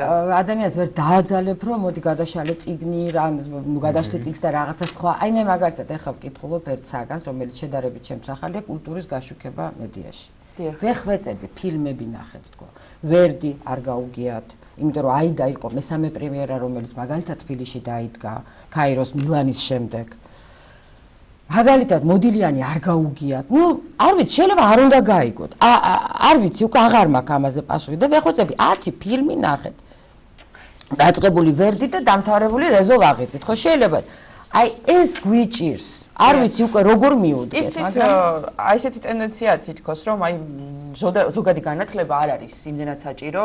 მივიღებთ მობილური ტელეფონის კითხვას. და თქვათ საკმარისია რაღაცა ზედაპირული წარმოდგენა გქონდეს ამა თუ იმ საკითხზე და ამით გახვალ ფონს. არის ასეთი აბსოლუტურად გეთანხმებით, ჟურნალისტმა წარმოუდგენელია ყველაფერი იცოდეს, მაგრამ იმის ფარგლებში უნდა იცოდეს, რომ პირველი მოძებნოს სწორი რესპონდენტი და მეორე დაუსვა სწორი შეკითხვა. ეს არის და ეს. გასაგებია. კიდევ ერთ საკითხს უნდა შევეხოთ, თქვათ აი თავისუფლების საკითხი მედიაში. ვერ ვიტყვით, რომ იდგა ეს პრობლემა, არა. საშიშროებები ალბათ ყოველთვის არსებობს და ცნობილი გამონათქვამია, ვინც უკვეთავს მუსიკას, ხო, ასე არ არის. ხშირად ცდილობენ ხოლმე ხელისუფლების სხვადასხვა წარმომადგენლები, რომ ხელში ჩაიგდონ, თქვათ. და გავლენის ქვეშ მოაქციონ ესა თუ ის მედია საშუალება. ეს რამდენად არის არა მხოლოდ საქართველოსში, არამედ თქვათ აი სოფლიოში გამოწვევა და პრობლემა. მე ჯერ დავიწყებ იმით, რომ გავაგრძელებ ვინც უკვეთავს მუსიკას. ძალიან კარგ ამერიკელ ჟურნალისტს უწერია, აი რომელმაც ვოტერგეიტი და ასე შემდეგ, უწერია, რომ ამერიკული ჟურნალისტიკა იმდენად არის თავისუფალი, რამდენადაც თავისუფალია მისი მფლობელი. ანუ ეს ვინც უკვეთავსო, პასუხია და გაგრძელება თუ აი ვთქვათ ამის ტრანსფორმაციას გავაკეთებ ჟურნალისტიკის ველში. ეს ჩაჭური რეაქცია, არასდროს არავინ არ არის ესე გამო. და იცით რა, თავისუფლება ალბათ უნდა განიხილებოდეს იმ სარედაქციო პოლიტიკის, იმ მედია საშუალების პოლიტიკის ფარგლებში, სადაც მიდის ჟურნალისტის სამუშაო და ის იცის რა ვთქვათ, აი ეს სარედაქციო პოლიტიკა ემსახურება ამა და იმ მიზანს. რა თქმა უნდა ეს ესე ერთმნიშვნელოვნად, მაგრამ მაინც ალბათ შინაგანად რამდენადაც თავისუფალია შინაგანად ადამიანი ზოგადად ის გადადის უკვე მის პროფესიულ სფეროში. მე დარწმუნებული ვარ ამაში. ქალბატონო მარინა, ბეჭდურ მედიას უფრო ხშირად ირჩევენ ახალგაზრდა ახალბედა ჟურნალისტები თუ ტელემედიას? არა, რა თქმა უნდა, იმიტომ რომ ყველა სტუდენტს რო კითხავ, რაზე ოცნებობდი ბავშვობაში და საერთოდ როგორ მოხდი აქ, თუ შემთხვევით არ მოხდა. და გამოჩენა? რა თქმა უნდა, იყო პრინცესა, გოგონა. ბეჭირა სავარცხელი, სარკესტანი. არ ხო, რაღაცა მსგავსი და დარბოდა სარკე. ნუ ეს არ არის ჟურნალისტიკა, ხო? ეს ძალიან შორს არის. ჟურნალისტიკა არის ჯერ კითხვა, მერე წერა და მერე ამ ყველაფრის საბატონო ეკრანზე გადატანა. წერა-კითხვის პრობლემა არის დღეს? რა თქმა უნდა, ჩვენ ხო საერთოდ მაყურებლები ვართ, ჩვენ ვართ მსმენელები, ჩვენ კითხვა არ გვიყვარს, ჩვენ გვიყვარს მოსმენა. და თუ გვიყვარს მოკლე რა თქმა უნდა, იხილეთ მეტი, როდის მე 10-დან 8 ჯერ გაუხსნია ვინმე ეს? აი რა Facebook-ში არის რაღაც ორი სტრიკონი, იხილეთ მეტი, არასდროს არ იხსნება, იხილეთ მეტი. თითქმის. კითხვა გაზარება. თუ ვიდეო დაგიდეს 40 წამიანი 20 უყურებ და 20 უკვე მიხვდები რაც ალბათ ჩვენ რა რჩევას მოგცემთ? თქვენ პირადად რჩევას ვერ მოგცემ, მე მოგცემთ, იმიტომ რომ მე საერთოდ ესე მოვიგონე ასეთი პირადი თეორია ჟურნალისტებისთვის 2S თეორია, რომ ჟურნალისტი უნდა იყოს სანდო და საინტერესო. ერთი მეორეს რა თქმა უნდა არ გამორიცხავს, მაგრამ აი ორივეთი თუ სავსეა მისი გული, მისი ტვინი, მისი ქცევა და ასე შემდეგ, ის ჩვენთვის მომხმარებლისთვის ამ შემთხვევაში იქნება ძალიან მაგარი პროფესიონალი. შევეცდებით ვიყოთ სანდოები და საინტერესო. შეიძლება ახლა ძალიან ბევრი ადამიანი გვისმენდეს, ან შემდეგ მოისმინოს YouTube-ის საშუალებით. იხილეთ მეც დავადებთ, რომელიც ოცნებობს იმაზე, რაზეც წეგან საუბრობდი, თქვა და ბევრი შეიძლება ჩვენ შემოგნატრის და ოცნებობს იმაზე, რომ მოდესმე ისიც გამოჩნდება ტელეეკრანზე. რა რჩევას მისცემდით, რა უნდა გაითვალისწინონ იმ ადამიანებმა, ვინც სამომავლოდ ფიქრობს, რომ აირჩიოს ეს პროფესია და დაგემშვიდობებით. ჩვენს რაიმე ჩვენი მხრივ წავიღებთ ამ რჩევებიდან. იცით, რამას ძალიან საინტერესო გადაცემას უყურე, ექიმი იყო ის ადამიანი, ძალიან ცნობილი ფსიქოლოგი, ფრანგი და ის ამბობს, რომ იმისთვის, რომ კარგი ექიმი იყო, უნდა დღეში 10-12 პროფესიული სტატია იკითხო. ნუ ისევ იქ მივედით, რომ აი ჩვენც უნდა ვიზრუნოთ თქვენც, მეც მათ შორის, ჩემს საქმიანობაში ყოველდღიურად კიდევ ერთი შევმატოთ რამე ჩვენს პროფესიულ ასე ვთქვათ. რაც შეეხება სახელმძღვანელოებს ამ კუთხით, რამდენად კარგია უკვე, კარგი მდგომარეობა. თქვენ კოლეგა ვინც იყო თქვენამდე ეთერში, ერთხელ მიუძღვენით ჩვენ ამას გადაცემა. ერთი უკვე თარგმნილი კარგი წიგნებიც არის, რაც სტუდენტებს გამოადგება. არის ასევე ორიგინალურიც. ორიგინალურიც და კიდევ ერთხელ გავმეორდები, რომ აი 13-მა პროფესორმა ქართულ-ფრანგულ პროექტის ფარგლებში მეორე გამოცემა 2017 წელს გამოსცა თბილისის სახელმწიფო უნივერსიტეტმა ჩვენი ცისფერწიგს ვეძახით, იმიტომ რომ ცისფერი ყდა აქ ჟურნალისტიკა, ასეთი წიგნია, ის სახელმძღვანელოც არ არის, იმიტომ რომ ბევრისთვის უბრალოდ საინტერესო წიგნია.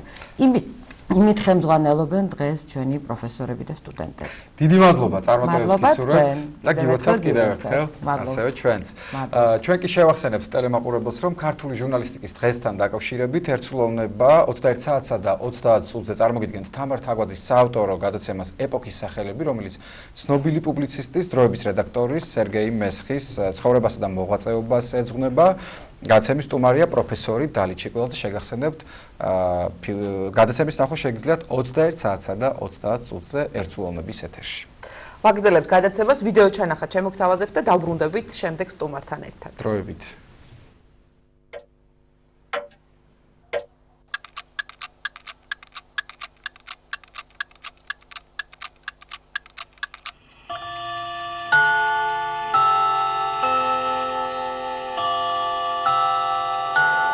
არის წარსული, აწმყო და მომავალი.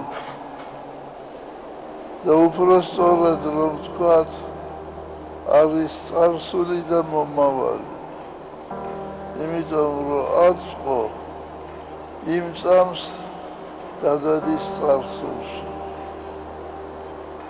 ეს ჩვენი ნაკლია, რომ დროში ვერ ვჯდებით ჩვენ. ეს ჩვენი ნაკლია, რომ დროს ვერ ვიყენებთ. მე გავოცებული ვიყავი, როგორ აფასებენ გერმანიაში დროს. ვეკითხებოდი, თუ როდის სდგებით ძილის შემდეგ 5-ის ნახევარზე და მერე მიდიან სამსახურში და ზუსტად 6 საათზე იწყებენ მუშაობას. მისე განაწილებულია დრო, რომ თითქოს დღეც გრძელდება და თითქოს ღამეც გრძელდება. ადამიანი, როცა ასეთი კაცრი განრიგი აქვს მას, ის ყველაფერს ასწრებს. საქმეს ვერ ვასწრებო, ჩვენი ადამიანები ამბობენ. ეს იმიტომ, რომ ის დგება 11-12 საათზე. რა უნდა მოასწროს მან? დილის პერიოდში, თქვათ 6-დან 12-მდე, ისე ადვილად აკეთებს ადამიანი, ისეთი מחმილი გონებით აკეთებს, რომ შუადღის შემდეგ უკვე სულ სხვა არის. ჩვენ უნდა დავფიქრდეთ ამის შესახებ, დავაფასოთ დრო.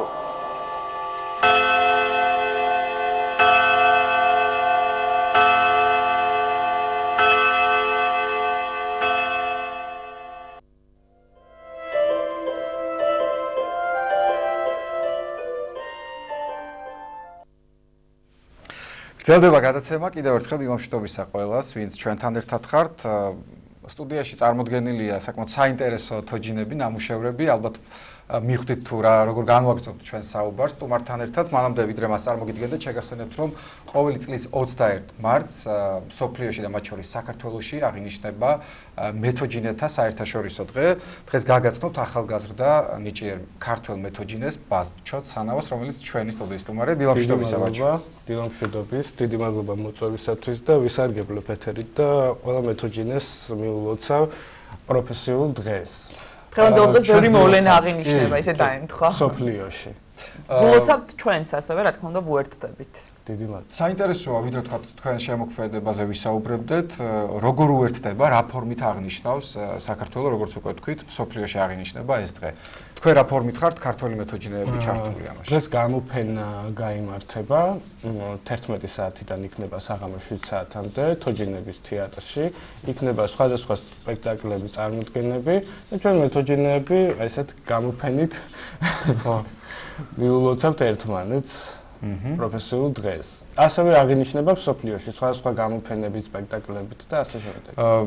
რამდენად ბევრია, თქვათ, აი გატაცებული თუ როგორ ქვია, პროფესიად რამდენისთვის არის ქცეული ეს საქმე? იცით რა არის? ბევრი მეთოჯინე არც გამიგია პრინციპში მე საქართველოში. ამ ბოლო დროს არის ეს რაღაცა ტენდენციური, ძალიან ბევრი აკეთებს თოჯინებს. თავდაპირველად ძალიან ცოტა იყო, მაგრამ დღეს უკვე მომრავლდა და სხვათა შორის ძალიან ბევრი კარგი მეთოჯინე გვყავს საქართველოში. აი თუ მოგბრძანდებით დღეს ნახავთ კიდევაც მათ შემოქმედებას. ცნობილი ქართული ფილმი გამახსენდა ახლა თოჯინები იცინიან და ის ქარხანა, სადაც მზადდება თოჯინები. იმუშავებდნენ ხომ არ გიოცნებია, რომ აი ესეთი ქარხანის მფლობელი იყო? არ მიოცნებია, თუმცა ჩემი ოცნება იყო, რომ ფაიფურის თოჯინებზე მიმუშავა და ეს ავიხდინე.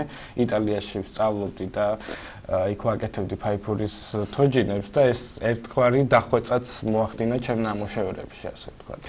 როგორ მოხდა საინტერესოა პირველად აი შეხება თოჯინასთან, როდის გაგიჩნდათ ეს სურვილი, ან რა იყო ის, რამაც განაპირობა თქვენ დაინტერესება ამით? Ну, მით უმეტეს ახლა ბიჭები არ თამაშობენ თოჯინებით.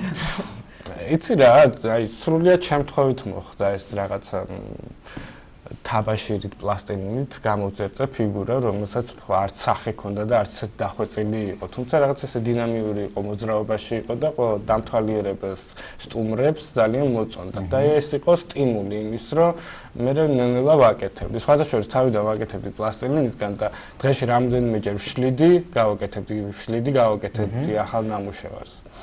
თითქოს აი თავის შინაარსი აქვს, ხო? თითო. და როგორი მეტყველი სახეები და განწყობები ძალიან მნიშვნელოვანია, რას გამოხატავს თოჯინა, რამდენად ემოციურია და რამდენად მეტყველია. არ მიყვარს ესეთი თოჯინები, რომლებიც მაღაზიის დახლებზე მოძრავ თოჯინებს თუ აკეთებ? მოძრავ თოჯინებს არ ვაკეთებ სამწუხაროდ, ესეთი რთულია ალბათ უფრო, ხო? კი, რა თქმა უნდა, ეს მექანიზმი უნდა დაამზადოთ, ამას რაღაცა თავის ტექნოლოგია ჭირდება. ხომ არ აპირებთ რომ შეისწავლოთ? ანუ თუ გაინტერესებთ ეს? არ არის გამორიცხული, ნელა რაღაცები შეიძლება, ეს თავისით უნდა მოვიდეს. თოჯინების თეატრი არსებობს, ვიცით და იქ ამეტყველებული თოჯინები, მოძრავი. სხვათა შორის მარიონეტის ტექნიკაც ძალიან თავისებურია და საკმაოდ რთული ტექნოლოგიაა, რასაც ესე კი მეთოჯინე ვარ, მაგრამ მე შეიძლება მარიონეტი ვერ დავამზადო ამ წუთას. სადმე ინახება თქვენი ნამუშევარი ან ნამუშევრები, მნიშვნელოვან ადგილას არის განთავსებული საქართველოს გარდა? საქართველოს გარდა არის კერძო კოლექციებში იტალიაში, საქართველოში 3 მუზეუმშია დაცული ნამუშევრები. რამდენად არის მოთხოვნა, ბაჩო, საინტერესოა, ანუ შეგიძლიათ თუ არა, თქვათ აი ამ პროფესიით დაკავებულ ადამიანებს ირჩინოთ თავი თქვენი შრომით. მოთხოვნა არის, აი მაგალითად იღებთ შეკვეთებს, ან როგორ მუშაობთ? მოთხოვნა არის, რა თქმა უნდა, ძირითადად უფრო თოჯინა პორტრეტებზე შეკვეთები ასე ხდება ჩემ შემთხვევაში, თუმცა ამით რო თავი ირჩინო, ეს წარმოუდგენელია, იმიტომ რომ შეიძლება თვეში 10 გქონდეს, მაგრამ გავიდეს წელი და არაფერი არ გქონდეს შეკვეთა. ასე რომ მხოლოდ ამას ვერ დაიყვდო. ვერ იცხოვრებ მხოლოდ ამას. სხვადასხვა ტიპის თოჯინა არსებობს, თქვათ ბარბი, თქვათ შეიძლება რაღაც საშიში თოჯინა. ვუდუს თოჯინა. ხო. აი, რომელი მიმართულება უფრო გიტაცებთ? ვუდუ ნამდვილად არ მიტაცებს, თუმცა საქართველოში ჩვენ ბარბი თუ და გაგიკეთებიათ? არა, ბარბი არასდროს გამიკეთებია, თუმცა არის ესეთი ქართული დედოფლები, ეთნოგრაფიული დედოფლები, რაც მე-18 საუკუნიდან იღებს საქართველოში სათავეს და ძალიან საინტერესოა. მუზეუმების გაერთიანება, თოჯინების მუზეუმში მუშაობ ამჟამად და იქ არის დაცული ესეთი უნიკალური თოჯინები, რომლებიც ექსპედიციების დროს საქართველოს სხვადასხვა კუთხეშია შეგროვებული. გააქვთ თოჯინა, ბაჩო, რომელსაც ვერ გააჩუქებთ ან ვერ გააყიდით, ვერ გაასხვისებთ? კი, აქ არის წარმოდგენილი 2 თოჯინა, რომელსაც ვერადროს ვერ გავაჩუქებ და ესენი თქვენს გას? ეს რაღაცა, ასე ვთქვათ, ჩემს ავიზიტო ბარათად ითვლება ეს თოჯინა და ყველას უყვარს. და ყველა მეუბნება, რომ ეს არ გაასხვისო და რამდენი ხანი სჭირდება აი ამ თოჯინის დამზადება? იცით რა არის, ვერ გეტყვი ასე ზუსტად, მაგალითად მუზაზე, ასე თქვა, დამოკიდებული 3 დღეში გავაკეთე ეს პიერო, რომელიც ჩემთვის წარმოუდგენელი იყო 3 დღეში რაიმე თოჯინა გამეკეთებია. საოცარია. განწყობები მოაქვს, იცი? აი რაღაცა თავის თითქოს ისტორიას ყვებიან, მე ესეთი ის ძალიან დიდი მადლობა თუ აი ესეთი შტაბილება სტოვებინე, ძალიან მნიშვნელოვანია ჩემთვის. ენერგეტიკა აქვთ? ამბებს უნდა ყვებოდნენ. ხო.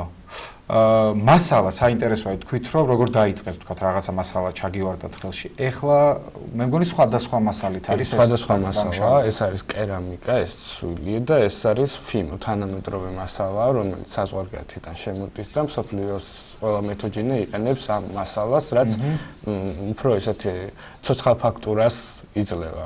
გამოფენას რამდენად ხშირად დაწყობთ ხომ, რამდენად ხშირად ახერხებთ ან ჯგუფური გამოფენები ტარდება აქ თბილისში, ძალიან კარგი ამას მივესალმები, მაგრამ პერსონალური გამოფენა მქონდა 2-ჯერ, ეს იყო ერთხელ ქუთაისში თოჯინების თეატრში და ერთხელ კინოს თეატრის მუსიკის ქორეოგრაფიის მუზეუმში. იმის მერე რაღაცა ვერ დავაგროვე ნამუშევრების რაღაც ისეთი რაოდენობა, რომ პერსონალური გამოფენა გავაკეთო. თუმცა ძალიან დიდი სურვილი მაქვს და იმედია დაგპატიჟებთ ერთ დღესაც საინტერესო გამოფენა. წარმატებას გისურვებთ და ბოლოს ვიდრე დაგემშვიდობებით, უნდა გკითხოთ, თუ გაქვთ ალბათ ამაზე პასუხი, რატომ იყო რევოლუციამდელი ბავშვი გონება ჩლუნგი? იმიტომ რომ არ ქონდა სათამაშო. ძალიან დიდი მადლობა. დიდი მადლობა თქვენ მოწვევისათვის, მოლოცვისათვის. შევახსენოთ მაყურებელს, გადაცემის სტუმარი იყო მეთოჯინე ბაჩო ცანავა. გრძელდება გადაცემა, ვიდეო ჩაინახათ შემოგთავაზებთ და დავბრუნდებით პირდაპირ ეთერში. დროებით.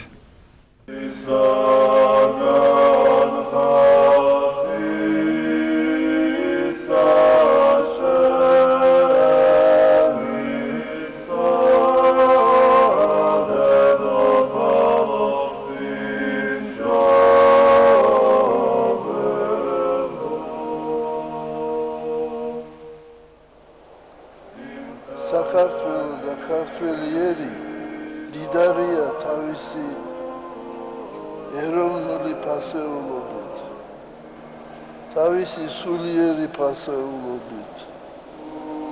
ყოველი მონასტერი იყო არა მარტო მოღვაწეობის ადგილი, არამედ იყო მეცნიერების ცენტრი.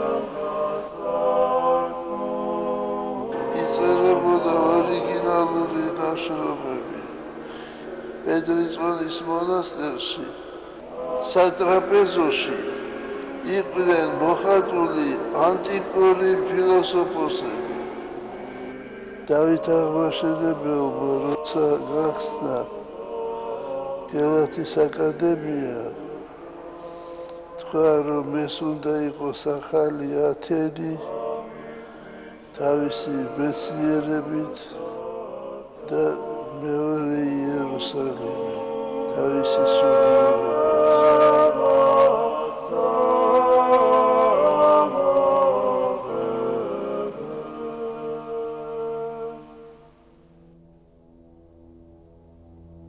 ჩვენ გამოიარეთ ძალიან მძიმე გზა.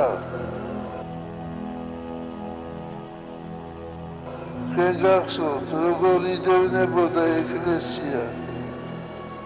ეკლესიას აღარ ჰქონდა იმისი ძალა, რომ ამ დევნაში ეწერა და ემუშავა სამეცნიერო შრომებზე.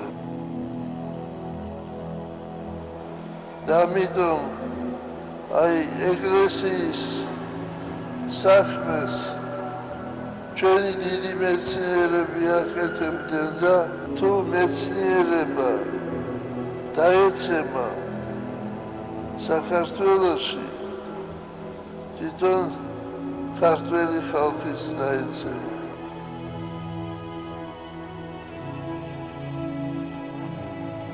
მეცნიერება და ტექნიკა აკეთებს უზარმაზარ ნაბიჯებს წინ. მართალია, ზნეობა ჩამორჩა, მაგრამ მეცნიერებას და ტექნიკას უნდა ვზდიოთ ჩვენ, უნდა გვესმოდეს.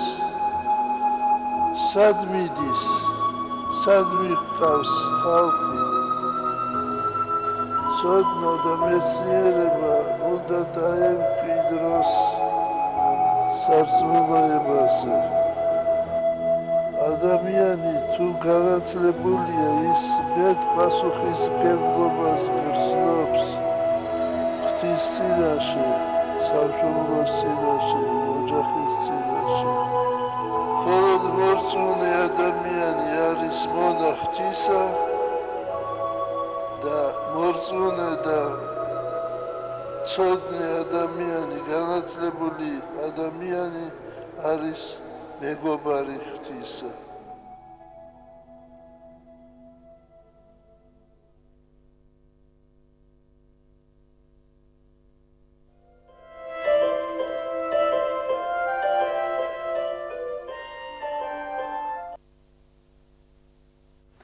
დავბრუნდით პირდაპირ ეთერში, კიდევ ერთხელ მოგესალმებით ყველას, ვინც ახლა შემოგვიერთდით. წარმოგიდგენთ გადაცემის სტუმარს, გაბრიელ გეუნი გახლავთ, ჩვენი სტუდიის სტუმარი, როუზ ბრუფორდის კოლეჯის სამაგისტრო პროგრამების ხელმძღვანელი, რომელიც იმყოფება ამჟამად საქართველოში და მას აქვს სურვილი, რომ შეიცნოს და გაეცნოს თბილისის სახელმწიფო კინოსა და თეატრის სახელმწიფო უნივერსიტეტში სასწავლო პროცესი, კერძოდ სამსახიობო სკოლას გულისხმობთ. დილომშვიდობისა, ძალიან დიდი მადლობა, რომ ხართ ჩვენი სტუდიის სტუმარი. მე მინდა ასევე მაყურებელს უთხრა, რომ თარგმანში მოგვეხმარება ქეთი კაკალაძე. ძალიან დიდი მადლობა ქეთი წინასწარ. ძალიან დიდი მადლობა პირველ რიგში, რომ მობრძანდით. საინტერესოა, როდის დაინტერესდით ქართული სამსახიობო სკოლით, ქართული კულტურით ზოგადად და რამდენად იმყოფებით საქართველოში? It's interesting. When did you get interested with Georgian culture and theatre in general? So my first experience here was I came as an actor. I worked with a Polish theatre company called Piszyn Kozła, and we performed at the international festival here in Sons of Lear. And you know, I always, of course, know something of Georgia and Georgian culture, but actually this was my first real human-to-human experience. And there was something very special in this performance in our relationship to the audience, because as an actor, of course, you sense your audience, and for me there was this depth of listening, this depth of engagement from the audience in Tbilisi here, which was really unusual. So that was my first introduction, and then after we did the performance, it was really surprising. We left the theatre, we went to the foyer, and the audience were all there, waiting, wanting to talk, wanting to discuss, wanting to tell what their experience of the performance was. So it was a very strong experience for me, very strong. ბატონი გაბრიელი რამდენიმე წლის წინ იყო პირველად ჩამოსული პოლონურ თეატრთან ერთად და მაშინაც უკვე მოეწონა მთლიანად თუ როგორი სიღრმისეული დამოკიდებულება ქონდა აუდიტორიას ამ სპექტაკლის მიმართ. ეს იყო ფესტივალი. ამის შემდეგ უკვე ეს იყო პირველი შემთხვევა, როდესაც უშუალოდ ესეთი შეხება ქონდა უკვე ჩვენს თეატრთანაც და მაყურებელთანაც და ის პირველად გაკვირვებული იყო იმ ფაქტით, რომ თეატრალური ეს რაღაცა პერფორმანსის შემდეგ აუდიტორია გარეთ ელოდებოდა და დიდი ინტერესით და აღფრთოვანებით მათ ესალმებოდნენ. ამ კონკრეტულ შემთხვევაში თქვენი ვიზიტის მიზანზე და მიზეზზე რომ გვესაუბროთ. What are the main goals of your visit right now? At the moment, I'm here we're supported by the Erasmus program, because I work now as a professor at Rose Bruford College, and we're developing postgraduate study for actors and performers. მაგისტრატურის ხარისხის პროგრამების ხელმძღვანელია, როგორც იცით უკვე, და შესაბამისად სურს რომ რაღაც მოამზადოს თავიდან საფუძველი, რომ შემდეგ უკვე ისევ ერასმუსის პროგრამით თავის სტუდენტებიც ჩამოვიდნენ და გაეცნონ ჩვენს კულტურას და თეატრს. So I'm on a kind of reconnaissance mission, because I'd like to bring my students to experience Georgian theatre and Georgian culture and Georgian artists. So we'll be bringing 16 international students here in May. So at the moment I'm doing kind of reconnaissance, which is supported by Erasmus and supported by the British Council as well. მაისში აპირებს რომ 16 სტუდენტი ჩამოიყვანოს თბილისში და შესაბამისად წინასწარ რაღაც ეცნობა უფრო სიღრმისეულად აქ არსებულ მდგომარეობას, რათა შემდეგ უკვე უფრო მარტივი იყოს სტუდენტებისთვისაც რომ გაეცნონ ჩვენს კულტურას. საქართველოში ბუნებრივია ალბათ მოგეცათ შესაძლებლობა გენახათ რამდენიმე სპექტაკლი, მათ შორის თქვენ ნახეთ რეჟისორ გიორგი შაუტაშვილის სპექტაკლი, თქვენი შთაბეჭდილებები რომ გაგვიზიაროთ და თუ არის თქვენთვის განსაკუთრებული რომელიმე სპექტაკლი, რომელზეც შეგიძლიათ ან გსურთ ახლა საუბარი. You had a chance to see several performances here in Georgia. One of them is Georgi Shautashvili's Anne Frank's Diary. So can you give some opinion about it? Yeah, it was great. Your impressions? Yeah, my impressions. Well, I met Georgi only on the day of the performance, and he was very kind. He invited me to come and see the spectacle and to watch it. I was really impressed. I mean, the quality of the work of the students, and this is my field as well, so of course I have a very critical eye, I think, but I was really impressed by the work. ბატონი გიორგი შაუტაშვილი უნდა ყოფილიყო დღეს ასევე ჩვენი სტუდიის სტუმარი, სამწუხაროდ ვერ ხერხდება ობიექტური მიზეზების გამო. მისთვის გვინდოდა ეს შეკითხვა დაგვესვა, მაგრამ თქვენ გითხავთ, როგორ დაიგეგმა ზოგადად ეს კომუნიკაცია, როგორ შედგა თბილისის საქართველოს თეატრისა და კინოს უნივერსიტეტსა და კოლეჯს შორის და ასევე კოლეჯის შესახებაც ცოტა მოგვიანებით აუცილებლად გითხავ. მანამდე ვთხოვოთ კეთის თარგმნოს იმ შეკითხვაზე გაცემული პასუხი და შემდეგ. თვითონ როგორც ამბობს, ანუ თვითონ ამ სფეროს სპეციალისტი არის და საკმაოდ კრიტიკული თვალით უყურებდა ამ ყველაფერს, თუმცა ძალიან დიდი შთაბეჭდილებების ქვეშ არის იმ თამაშით, რომელსაც გვთავაზობდნენ მსახიობები ამ სპექტაკლში. ესე იგი მეგონა რომ უკვე ნათარგმნი იყო და რომ გავიგე მგონია რომ ყველამ გაიგო ბოდის თვით რა თქმა უნდა. კეთი რა შეეხება ჩემ შეკითხვას თავიდან დავსვა? არა იყოს იმის. So how this communication between our university and your college has been conducted, and what kind of sources has been used? So we're really at the beginning. It's a kind of embryonic point. The main thing is that the institution and Georgi, we knocked and they opened their doors and said, "Come in, you're welcome." So this is the main starting point for us. And we're really interested in collaborations between teachers, between methods of teaching, I would really love for our students to start to work together. You know, the basis of all theatre is human-to-human contact. And so between cultures, we're all human beings, and we're all interested in the same area, which is art, which is the art of performance. So ideally, we're just starting, but we would love to really start to build different platforms. My own idea is I'd love to develop a kind of global faculty of like-minded artists who are interested in collaboration and interculturalism as well. ეს საწყისი წერტილი არის ჩვენი ურთიერთობის საქართველოს თეატრისა და კინოს უნივერსიტეტსა და როუზ ბრუფორდის კოლეჯს შორის, თუმცა დიდი იმედი გვაქვს, რომ შემდგომშიც უკვე გაგრძელდება და უფრო გაღრმავდება ეს თანამშრომლობა, რაც შეეხება როგორ გაიგოიცოდა ჩვენი უნივერსიტეტის შესახებ და რომ მოვიდა ჩვენ ეს გაუღეთ კარები და მზად ვიყავით, რომ შემდგომი თანამშრომლობას გაგვეგრძელებინა. უნდა აღვნიშნოთ აუცილებლად, რომ ძალიან დიდი მოვლენაა, როდესაც ბრიტანეთის ესეთი ცნობილი კოლეჯის პროგრამების სამაგისტრო პროგრამების ხელმძღვანელი ჩამოდის საქართველოში და მას აქვს სურვილი რომ გაეცნოს ქართულ სამსახიობო სკოლას და ასევე აპირებს რომ 16 მაგისტრანტი შემდეგ ჩამოიყვანოს და გარკვეული თქვათ მოხდეს გამოცვლა კულტურათა დიალოგი და ასე შემდეგ. ეს არის ძალიან მნიშვნელოვანი და ასევე კოლეჯის შესახებ მინდა გკითხოთ ბატონო გაბრიელ როუზ ბრუფორდის კოლეჯი ვიცით რომ დაარსდა თავის დროზე ლორენს ოლივიეს პატრონაჟით. ანუ ეს არის ძალიან დიდი ისტორიის მქონე კოლეჯი.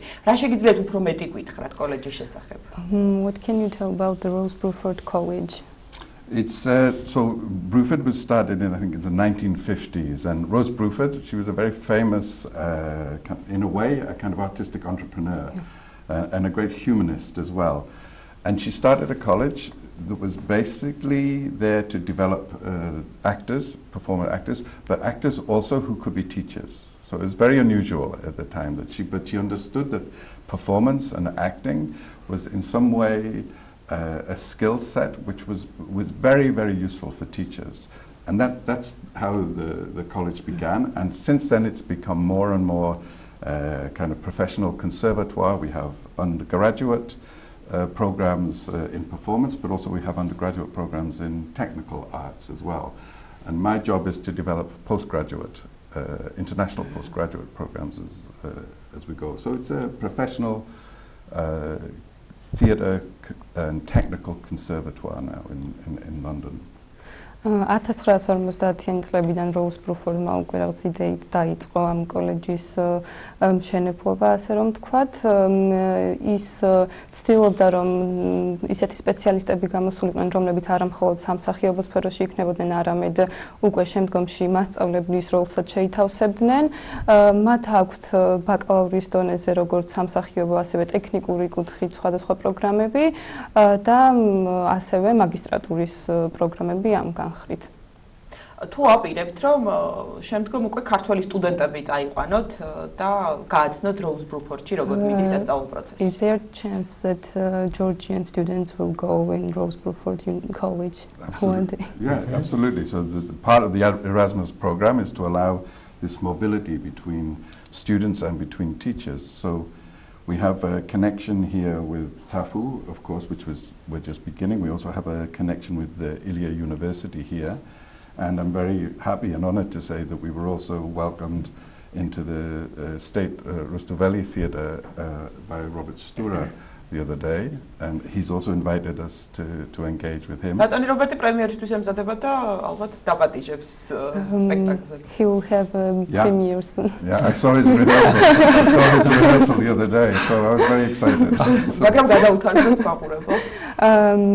რა თქმა უნდა, მომავალში აპირებენ განსაკუთრებით ერასმუსის პროგრამით, რომელიც საშუალებას იძლევა რომ მოხდეს სტუდენტების გაცვლა.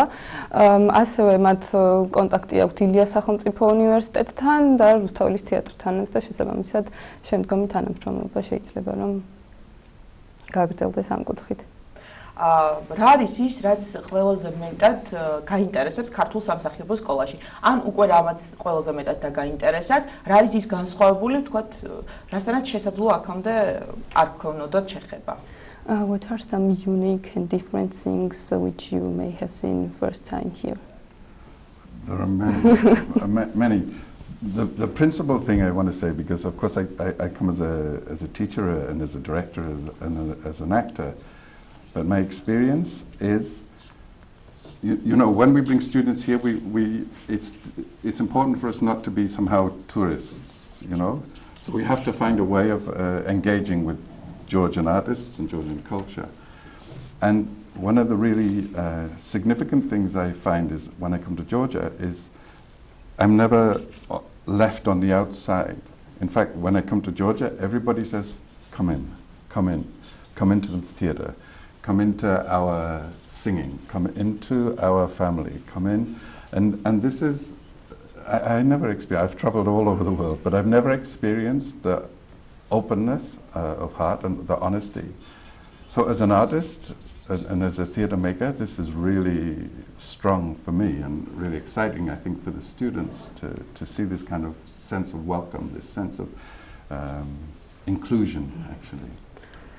როდესაც ჩადის სხვადასხვა ქვეყნებში, მისი პირველი მისია არის, რომ არ იყოს ტურისტი, არამედ შეძლოს, რომ როგორც საზოგადოებაში ამ ხელოვნების სფეროს წარმომადგენლებს შორის თვითონაც რაღაც ჩართული იყოს ამ პროცესებში. შესაბამისად, მთელ მსოფლიოში საქართველო არის ის ერთადერთი ქვეყანა, სადაც მან ეს ყველაფერი იგრძნო და როდესაც მოდის, ყოველთვის ყველა ღიად იღებს და მზად არიან, რომ გაუზიარონ თავიანთი გამოცდილება და ჩართონ სხვადასხვა აქტივობებში. და მინდა დავაზუსტო ასევე რომ მხოლოდ სამსახიობო სკოლით არ არის დაინტერესებული ბატონი გაბრიელი არის ზოგადად ქართული კულტურით დაინტერესებული და ქართულ კულტურას სწავლობს ეს მინდა რომ აყურებელმა იცოდეს You're not only interested with Georgian acting but Georgian culture in general. And singing in particular, you know, the singing is a great thing. Georgi took me to the polyphony. Yeah. Polyphony განსაკუთრებით. Yeah, polyphony. And we use polyphony with my students. We use it as a teaching method as well for actors. თავიანთი სტუდენტებისთვისაც იყენებენ როგორც სწავლულ ერთ-ერთ. დიდი მადლობა ჩვენს სტუმარს და იმედი გვაქვს რომ სხვა დროს როდესაც დარწმუნებული ვარ არაერთხელ კიდევ მოგიწევთ საქართველოში სტუმრობა ჩვენი სტუდიის სტუმარიც იქნება. ძალიან დიდი მადლობა ასევე ქეთი კაკალაძეს რომელიც თარგმანში გვეხმარება. შევახსენოთ ტელემაყურებელს გაბრიელ გაუენი როუზ ბრუფორდის კოლეჯის სამაგისტრო პროგრამის ხელმძღვანელი გახდა ჩვენი გადაცემის სტუმარი. საუბრის წარმართვაში კი გვეხმარებოდა ქეთი კაკალაძე. დღევანდელ გადაცემას ელისაბედ აბულაძე და გიორგი მერებაშვილი უძღვებოდით. ხვალამდე გემშვიდობებით. დიდი მადლობა რომ გვიყურეთ ბედნიერად.